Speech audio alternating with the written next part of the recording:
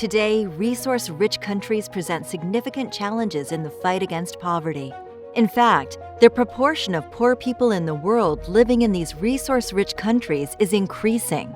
Corruption is a key reason for this. Corruption weakens governance, trust, and the prospects for sustainable development. Over time, national and international efforts have tackled corruption by promoting transparency, accountability, or participation. TAP. However, evidence on their effectiveness is inconclusive. What is preventing TAP initiatives from tackling corruption more effectively? What TAP strategies work best in the natural resource space? These are the questions we, the LTRC program, addressed in the TAP Plus Approach to Anti-Corruption in the Natural Resource Value Chain, our foundational paper.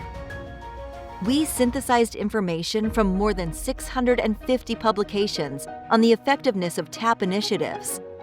We specifically looked at the contextual factors that contribute to the success or shortcomings of TAP interventions and how to manage them. Here is what we found. First, TAP initiatives often focus on either transparency, accountability, or participation, relying on overly simplistic theories of change. They are designed based on significant assumptions, ignoring context and political economy. This leads to implementation gaps and underperformance. Second, throughout the literature, there are 5 context dimensions that are consistently present when explaining limitations in the effectiveness of TAP initiatives. Capture, rule of law, trust and conflict, government effectiveness, and civic space and media freedom. Third, TAP initiatives seem to perform better when they complement existing efforts, tackle implementation gaps, are designed with context in mind, and contribute to building a supportive ecosystem. This is the TAP Plus approach to anti-corruption, identifying and prioritizing solutions that address missing elements of the ecosystem we are pursuing, given constraints or windows of opportunity offered by the context.